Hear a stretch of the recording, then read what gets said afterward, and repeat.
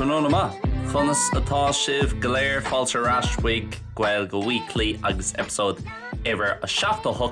den legan níos simply of the simpler version Tásúlagam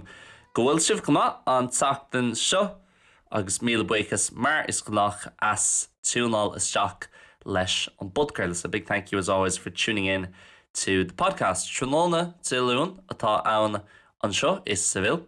in Niescart in Spáine in the south of Spain agus cai mé rá I have to say it's madlam an lún. Tá agam a landini, you know, ní had níon an lún lo. I know a lot of people they don't like Monday ach dumsa listen ní chai mé airí go lua an lún honna bheith gobar go 7 nó 8 clog so tá an tá orm. I'm lucky in that way nach chuil orm é sin a dhéanú agus de an ná bín sleeping agam madsans I lún freshen mar dumsa tá sé like, you know, a landini beidir gúil siad ag smuoin of tá sé sin beaganí leisciúil, that's a bit lazy an chéad lá tin seachtain agus hána féin tá sleeping agat tá tú níl tú ag airíg tí láthair tar éis ní a 10 clog orintanta níos Janie fiú tá tú cosú le dégor ach déana mé an lún amháin a dúis an Monday and Monday only agus sin marall like ceapa má tá tú ag airíg lua an lún go háirithe má tá tú thuirseach tar éis rudaí I dhéanamh ag an tíir seachtainna. Ba tú thuirseach an lún agus an teachtain fad ba tú ag gimmert catch-up mar an deir fád, you'll be playing catch-up I gcónaí ba tú thuirseach agus an chuid zibra a dhéana tú the part of work or the bit of work that you do throughout the week ní bhaid sé chomh má. Dumsa go háirithe agus arís tá an tá orm go bhfuil mé ag an buinte seo le me chuid zibra. I'm lucky that I'm at this point with my work. Gur féidirlam quality a chur chun cían in áit quantity agus gur féidirlam díreú isteach to focus in an quality an gáilíocht níos mó ná ein rodella níos mó ná, you know, cévéad rudí óil mé chun churmach in aine seachtain how many things I'm going to push out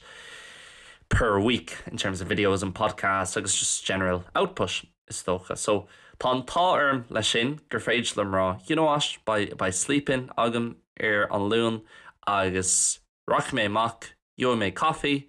tá mé an siúl timp na carthraach fad lá ó éisteach le beaganí ceol agus tar éis sin teachtarrás agus túsa chur leis an obair nuair atá mé ré. You know, to start work when I'm ready agus dé ná ní bhíon mór an ceachtainna agam an lún. I don't have many lessons normally Monday seachtas beidir cúpla ceann níos Janie sa lá a few ones later in the day ceann ag 4 clog ceann ag a 7 clog dé ná.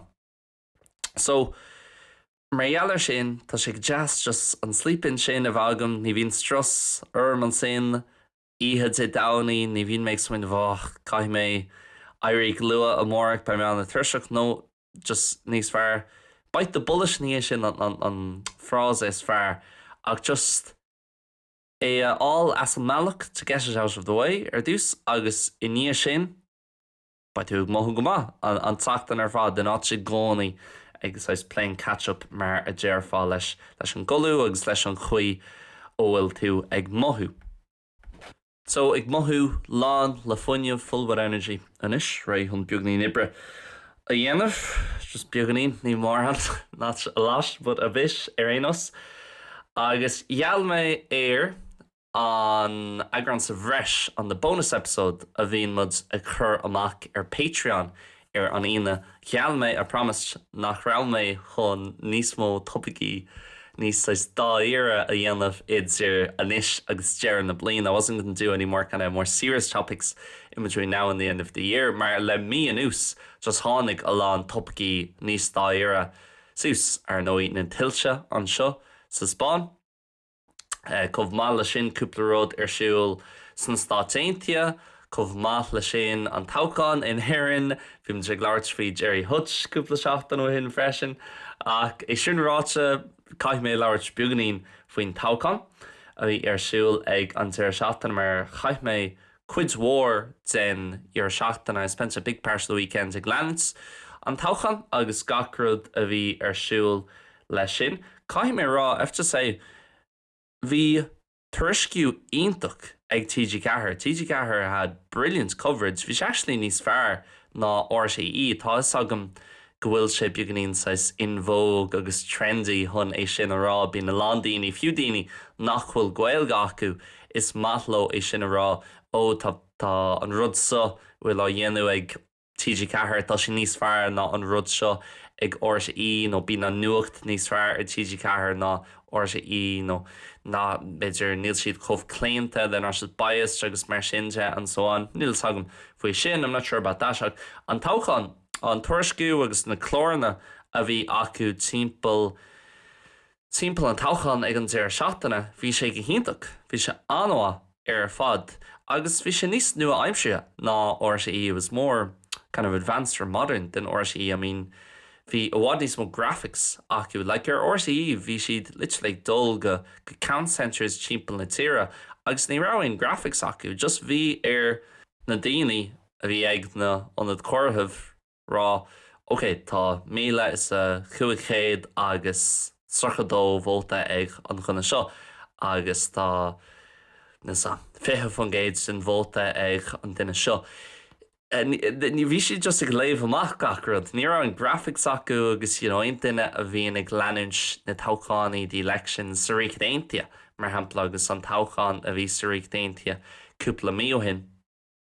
Ar Sky News agus BBC News tá siad go hintach leis na graficí I gcónaí tá de gacrad acu agus tugann sé sús bio na counts ag teachtasteach ó átain na tifriúla ar fud fad na tíre. Ach ar RTE ní rá sé sin ach rilí ar churb agus ar TG Cahir bhí sé bhád níos fearr agus tá sé níos Jackra freisin.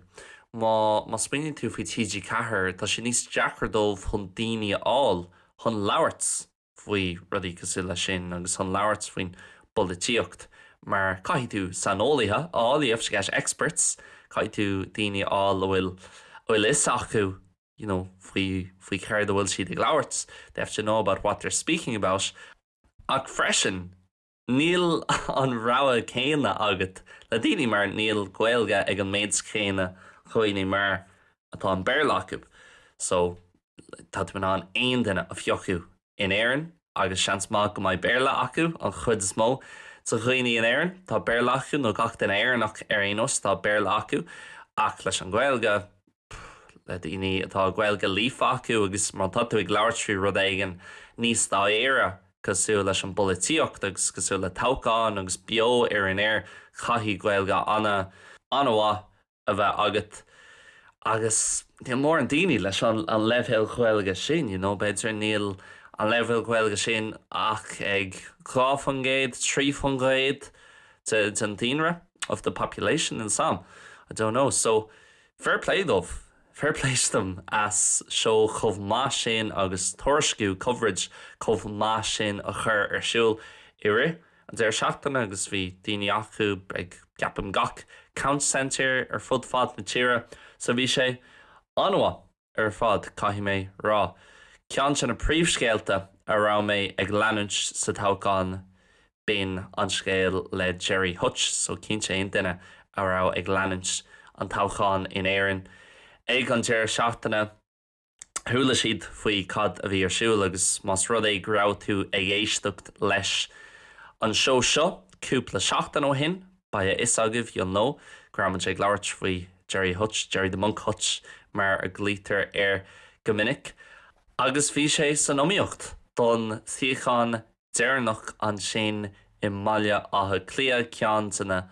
Dalchantery, one of the constituencies I Lorna Charrock in Mbaile Átha Cliath in the city centre in Dublin. Agus bhí sé sin do chreidsa mar bhí an méid sin daoine sa Dalchanter sin in that constituency an méid sin iarrthóirí d'adamant candidates le anam an bhór, mar shampla Claire Daly agus Malachi Steenson, Marilyn McDonald, Pascal Donahue, Marie Sherlock, Nessa Horrigan, Gary Gannon, freisin bhí a lá daoine sa cáiliúla beidir ní é sin an focail is fearr arthú ach a lá daoine le profile agus le clú agus cáil arthú. Ní amháin I Mbaile Átha Cliath ach timpeall na tíre agus ba bheag nár bhuaigh sé síocháin, he almost won a sís agus ceapam Le cúpla seachtain na nús, dúirt mise é seo an budcréile ní rá aon duine ag tuairt aon ord Jerry Hutch known as giving Jerry Hutch any attention. You're more on screef of we stamyan. There wasn't much written about him in the media. Ach, vi sé like Anna Suller dumsa go raibh seans aige chun siocháin a bhuachan. She was very clear to me that he had a chance to win a seat. Agus ba bheag nach dhearna sé é. He almost did it in ná éire.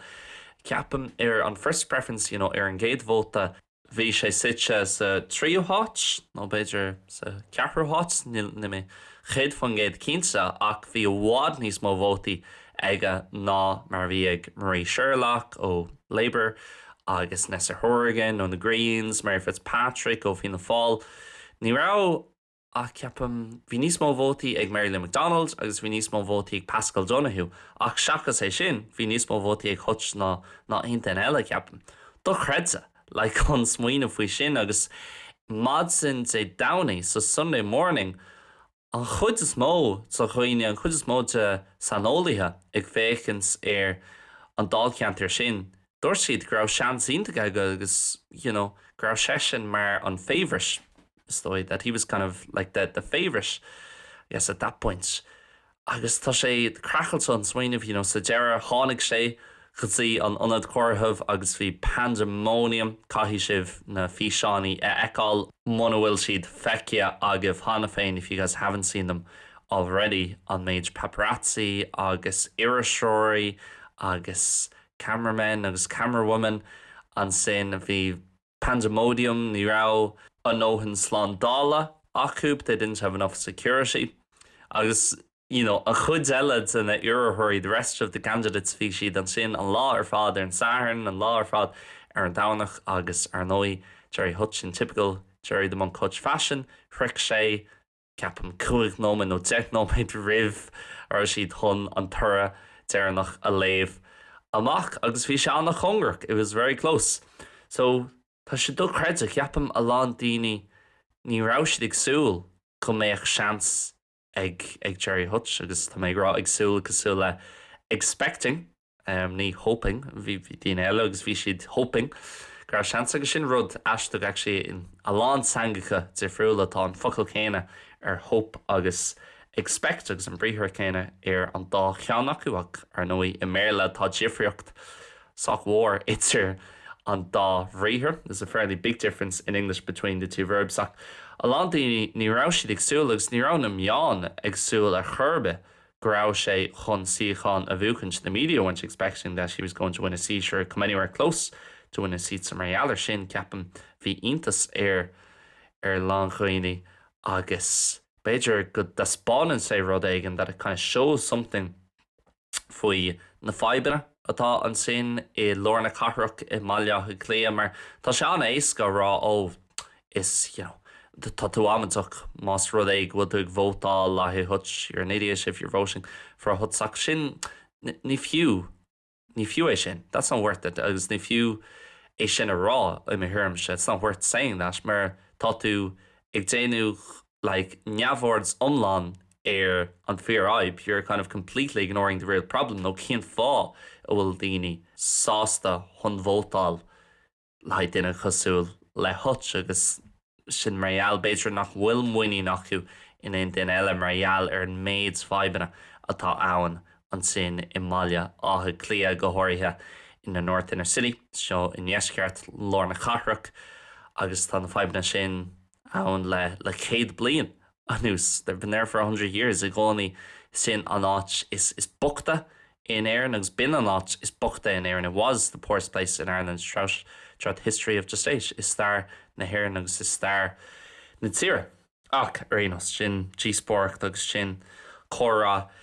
le lá eile cínte. That's a discussion for a different day. Ach bhí sé simul, bhí sé anna simul chun féachtar sin agus sa smaoineh cén fá bhfuil daoine ag vótáil le duine gus le Hutch ach tá sé simul mar is cuerpach é he's a criminal ar nói ach tá rud ag an aige go thomláin zifriúil ó cuerpa eile. He has something different, completely different from all other criminals. I think tá charisma aige agus tá sé simil is cuma cad a cheapan tú faoi agus cad iad de chuid tormaí doesn't matter what your opinions are on him. Tá sé simil honéisteach leis. It's interesting to listen to him agus tá sé bugan in úil freisin. He's kind of humble and reserved and quiet. Tá sé agsú le ahar éireannach. He's kind of like an Irish father in a lán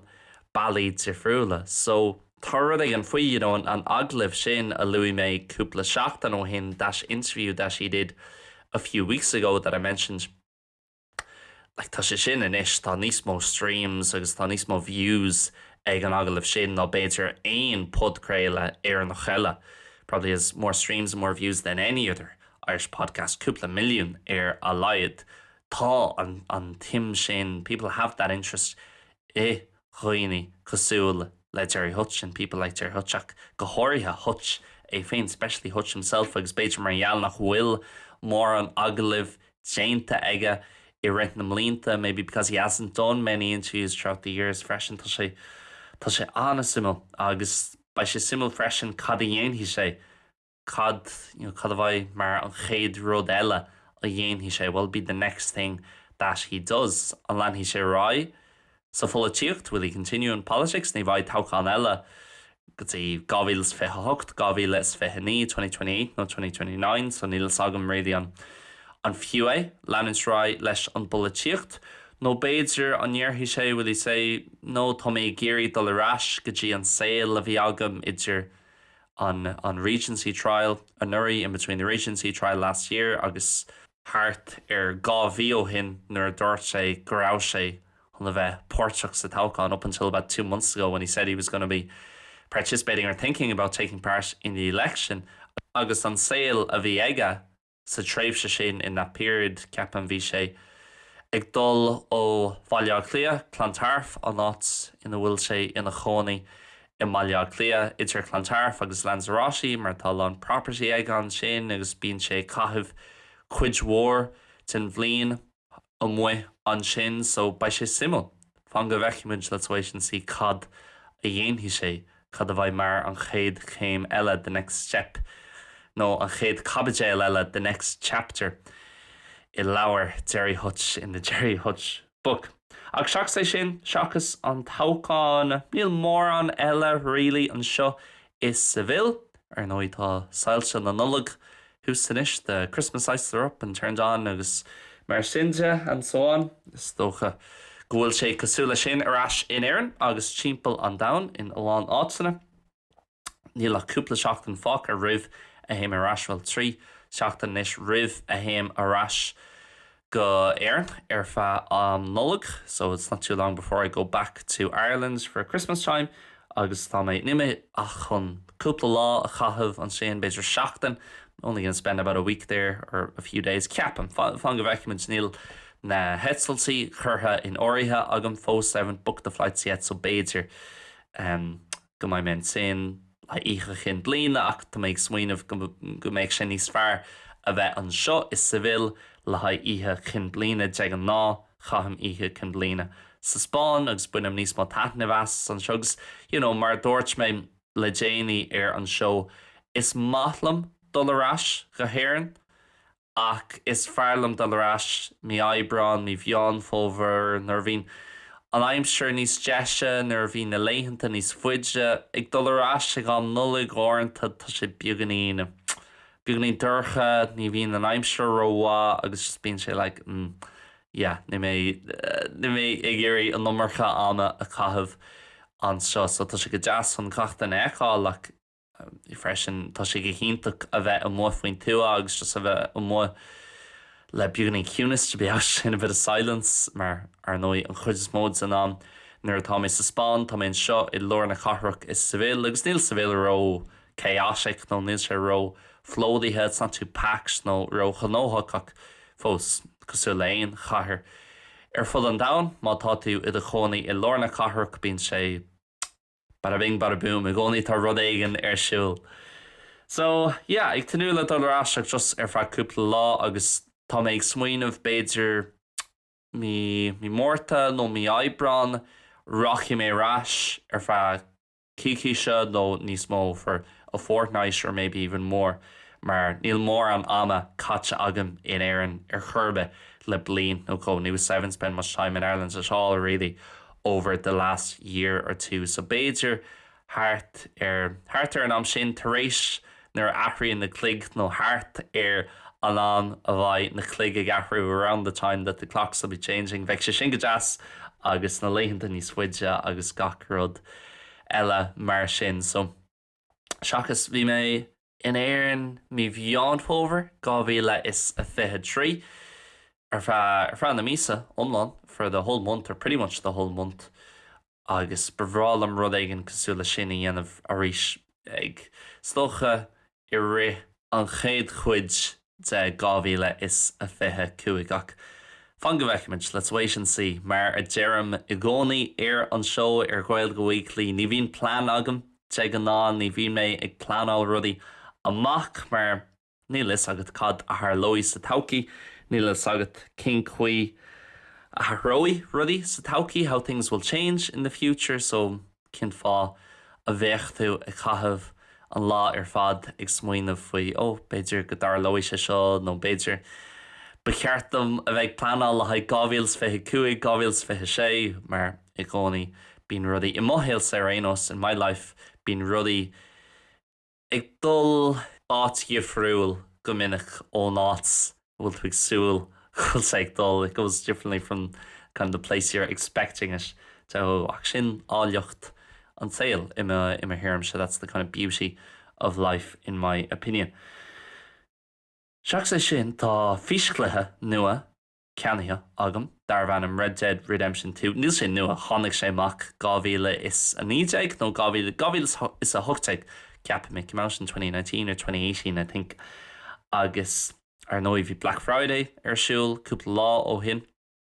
Tá sé fós siúil ar tá alán gena deals agus alán gena offers fós siúil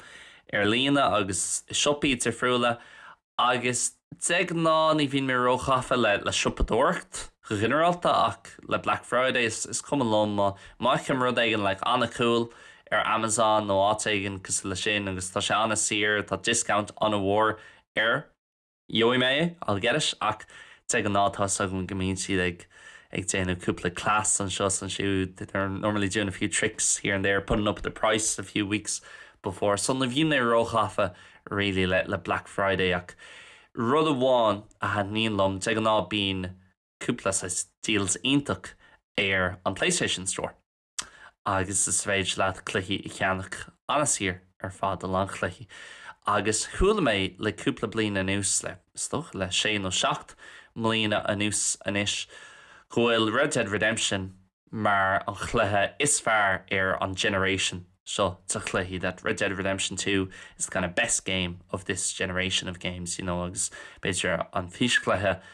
is fearr le 10 mlíana anuas a tháinig amach so the best game over the last 10 years that came out so Honnig mé gur sé anasír ní ar seach fihír níl agam réí an bhfuil sé sin anasír le cléthe a tháinig amach inis chuir sé bliana ó hin ach dúirt mé nó níos sé sin a lán airgid that's not a lot of money so tá mé an smuoine faoi agus bhí mé ag lurg cúpla léirhras lína I was looking up a few reviews online agus te ná le ING mar hapla ING nó IGN I gcónaí déanam dearmid ING ceapan IGN sin an grúpa a bhí ag déanamh léirhhasanna físclaí so I think that's the group that does reviews on video games yeah agus ING sin an bank as an Ungar the bank from Hungary leis an branding arráiste with the orange branding so bhí mé IGN agus bhí mé féchans cúpla den léirhhasanna at a few of the reviews of Yahoo RDR2 Red Dead Redemption 2 agus bhí si dochreid mar te ná leis na léirhhasanna sin bíon daoine ag tuairt amach ag gur na developers cin fá nach nearna na developers é seo nó ní léonra difriúil idir an chluiche seo agus an sean lagging between this one and the old version there's no difference ach na léirhhasanna Red Dead Redemption 2 bhí siad dochreide daoine gur like duine amháin dúirt siad an tain rud nach dat níon lom for Red Dead Redemption 2. The only thing I don't like about Red Dead Redemption 2 is nach bhfuil mé an dulras agus an cluthe a immert don chéador a ríis. I can't go back and play the game for the first time again. You know sin cosú le dumsa tá rud céin agam le cheol go minic tagam Arán agus an chéad ó a bhím ag éisteacht leis an Aran sin bín méid smaoin of wow, tá sé seo do chredsa agus an mothúcán a aon tú. Ach an sin ní bhaid an mothúcán céin agat riomh. You'll never have the same emotion or feeling again. Mar ní bhaid an seans agat éisteach leis don chéador a ríis. So nuair a bhín duine éigen ag labhairt faoi físclathe nó Arán nó chlór telefíse nó aon rud cosú le sin bín mé like wow, you know, an sin